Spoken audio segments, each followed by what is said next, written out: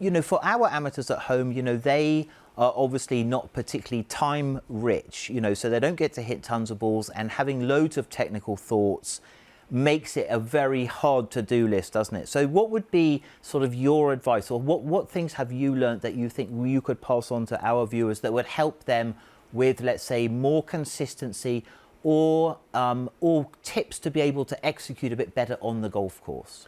Well, for me, it's always, like I said, it's very simple. It's a lot of imagining the shot in the air. I'll see it. I mean, visualization, I guess, is the best way. So if I want to fade a ball, I just know in my mind that I need the club head to be coming across the ball at impact and just putting a little bit of cut spin on it. And rather than worry about where the club is here, here and here, all I'm doing is opening my stance out, and I'm just going to take a little bit on the outside. And it's all about rhythm. I don't want to change the speed of the swing. I just want to keep everything very simple. And like I said, it will sound very simplistic, but as a natural kind of player, and there's a lot of them out there that sometimes get a bit wrapped up in the technical thing. So for me, a fade, I stand open to it. I'm going to aim obviously straight down the middle of the range. And when I take it away, just good rhythm and just concentrate on the back of the ball and really get through it, knowing that I've taken it on the outside. So as I come through, a little bit of cut spin, and it's as simple as that really for the way I've always gone about it.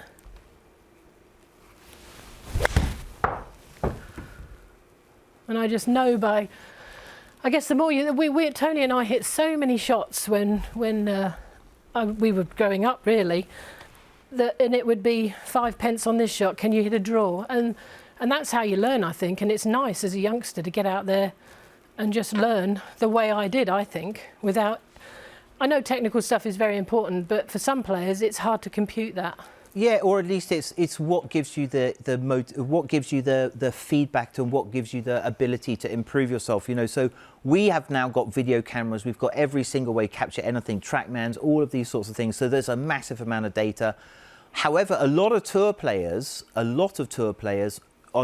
told these things, or coaches are told these things. So if you were to play sort of, let's say, like a low draw, let's say over to that left hand sort of 150. All right. So right. You've just hit the high fade, the low draw. How do you say, right, listen, I've got to, how do you go through that process? What are the changes that you would make? Okay.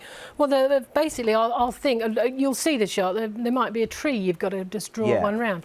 So I'll be looking at the target where I want the ball to start. And I'll know this time I need the club head, as it's coming through the ball, I need my hands just to be, whereas the fade shot, they were just kind of coming open a little bit at impact. As this one happens, I'll take it on the inside, I'll have a closed stance, and as I get to the back of the ball, I'll just kind of almost, it depends how much hook you need, but just for a nice little low punch draw, you wouldn't need to be whipping your hands through, just let them sort of roll over as you impact the ball. Okay, so the pivot movement is sort of the same, and your sensitivity to change the shapes and shots is more sort of hand-eye, just very moving much it around. And imagining that shot, really imagining that you want the club to be doing the work for you, because that's what they're built for. They will do what you ask them to do, and that, for me, that is it. Just roll your hands on impact. For a low, you want a little low draw. Of clubs. My clubs don't do that. But anyway, let's. I'll get you a set. I'll get you a set. Don't worry. I will get you a set. No, thanks for the backup, Rob.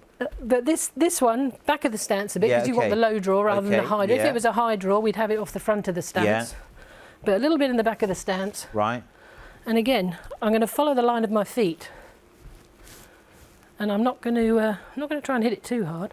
On the inside. That one a little bit heavy. It's going to draw a little bit. And that's just all imagination, and just realising how you want your body to hit a fade shot that way, or this one is a draw, like a tennis, like a forehand.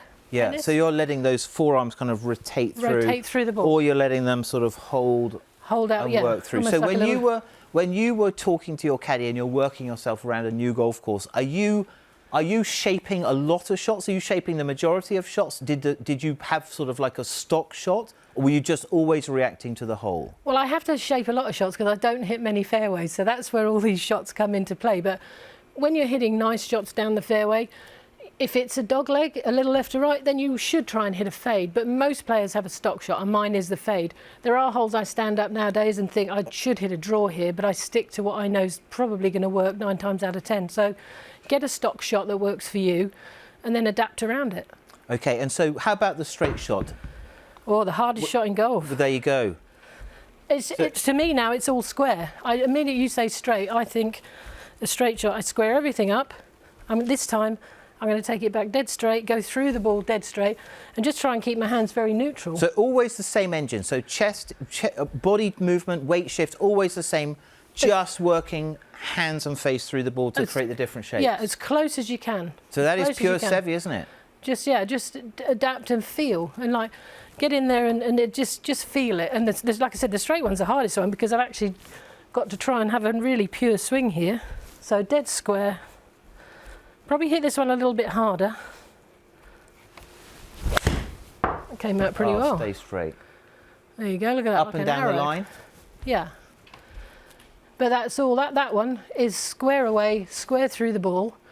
And the thing is, it doesn't happen. You've got to practice it a lot. And people think I don't practice. But when I was young, me and my brother Tony, we ruined ranges between us. We used to hit millions of balls. So what would be a tip for you? Let's suppose you've got sort of your 12 to 18 handicapper, majority of handicappers, if they had an hour on the range, right?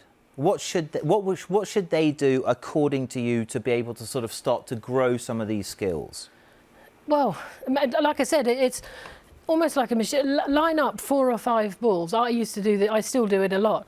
And I'll just hit quite quickly 5 little fades, and then I'll go for 5 little draws, and then a high one, a low one. Just try and feel the shots and just build up your confidence, really. So when you get on a course and you have missed a fairway and you have got to cut one round a tree, you think, oh, I know what I did this. And so just on the range, just try and work on. Okay, so and with all the different clubs? Yes, yeah. I mean, it's easy to hit a fade and stuff with a 6-iron. You try and fade a wedge, it's not as easy. So no, you're not really trying to shape wedges. That's more like getting numbers, right? But every so often you might be somewhere where you have to try and hit a.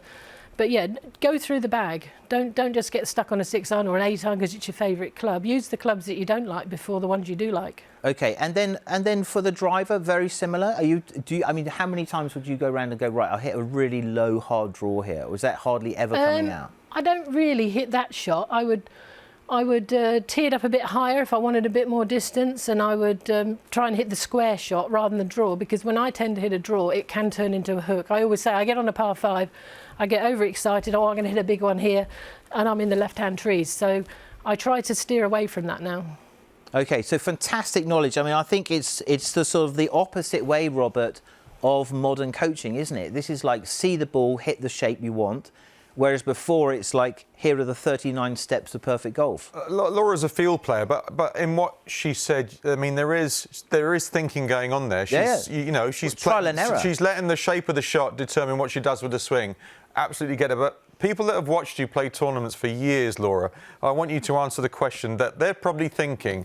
When you can put the ball on a piece of wood when you've got a driver, why would you dig up a piece of turf with the driver and then stick the ball on top of a piece of grass instead of using a nice brand new wooden tee? Well, the trouble is with this game, most of it's up here, and I developed a real problem with my driver, and the way I got to hitting the driver off the deck, and as it turns out now, if I go off the deck, it's off quite a nice bit of turf that I've dug up. Initially, I threw it on the tee and just tried to pick it clean with the driver, and the reason being, I wanted it to be more difficult, so I had to really stay through it. Whereas if I was on a nice tee, I was getting to the top and I was panicking and I was coming in wide open. I was hitting it miles right. So just hitting it off the deck made me really stay down through it. And I was thinking so much you could make a mug of yourself here if you could top this. So that concentration really helped me to start to hit straighter shots. And then I built the tee up a bit more and a bit more.